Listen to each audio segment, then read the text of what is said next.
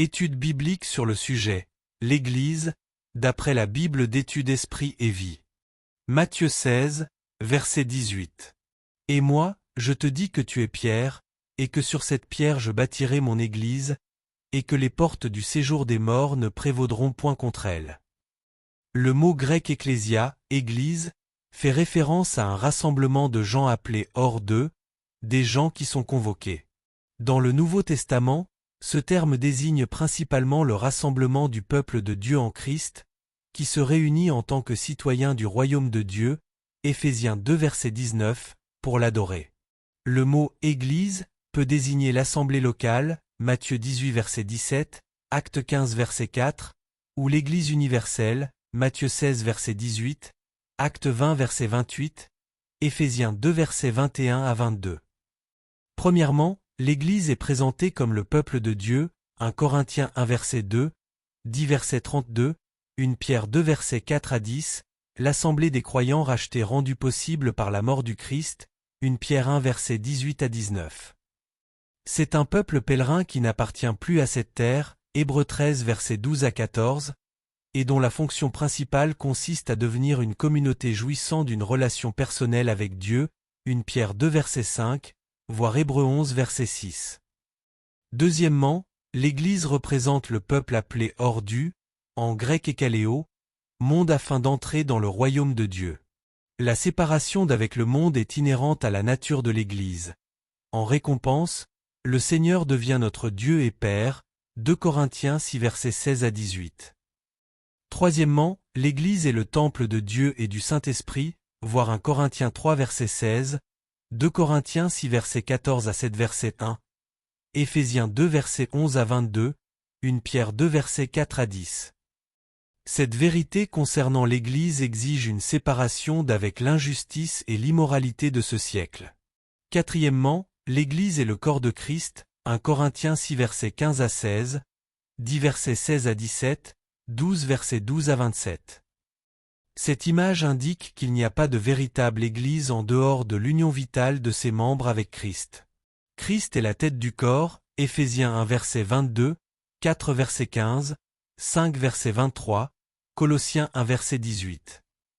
Cinquièmement, l'Église est l'épouse de Christ, 2 Corinthiens 11 verset 2, Éphésiens 5 verset 22 à 27, Apocalypse 19 verset 7 à 9.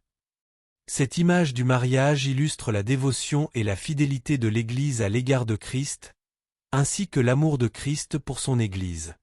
Sixièmement, l'Église est une communion spirituelle, en grec koinonia, 2 Corinthiens 13 verset 13, Philippiens 2 verset 1. Ceci sous-entend la présence de l'Esprit, Luc 11 verset 13, Jean 7 verset 37 à 39, 20 verset 22, l'unité de l'Esprit, Éphésiens 4 verset 4, et le baptême de l'Esprit, Actes 1 verset 5, 2 verset 4, 8 verset 14 à 17, 10 verset 44, 19 verset 1 à 7. La communion se démontre à travers un amour et un profond intérêt les uns pour les autres, Jean 13 verset 34 à 35. Septièmement, l'Église est un ministère spirituel, en grec diaconia, qui s'exerce à travers l'utilisation des dons, en grec charismata, donnés par l'Esprit, Romains 12 verset 6, 1 Corinthiens 1 verset 7, 12 versets 4 à 11, versets 28 à 31, Éphésiens 4 verset 11. Huitièmement, l'Église est une armée impliquée dans un conflit spirituel. Elle combat par l'épée et par la puissance de l'Esprit, Éphésiens 6 verset 17. L'Église est engagée dans une lutte acharnée contre Satan et le péché, voir l'article sur le royaume de Dieu. L'Esprit, qui remplit l'Église, est comme un guerrier brandissant la parole vivante de Dieu, délivrant les peuples de la domination de Satan et de toutes les puissances conquérantes de ce monde enténébré. Actes 26 verset 18, Éphésiens 6 verset 10 à 18, Hébreux 4 verset 12, Apocalypse 1 verset 16, 2 verset 16, 19 verset 15 et verset 21. Neuvièmement, l'Église est la colonne et l'appui de la vérité, 1 Timothée 3 verset 15. Elle soutient la vérité comme les fondations supportent un bâtiment. Elle se fait le défenseur de la vérité qu'elle sauvegarde et érige une protection contre l'influence des faux docteurs et de tous ceux qui cherchent à la déformer, voir Philippiens 1 verset 16, Jude 1 verset 3. Dixièmement, l'Église est un peuple avec une espérance future. Cette espérance est centrée sur le retour de Christ qui viendra chercher son peuple, voir Jean 14 verset 3, 1 Timothée 6 verset 14, 2 Timothée 4 verset 8, Tite 2 verset 13, Hébreux 9 verset 28. Onzièmement, l'Église est à la fois visible et invisible. A. L'Église invisible est représentée par le corps des croyants véritables qui sont unis par leur foi vivante en Christ.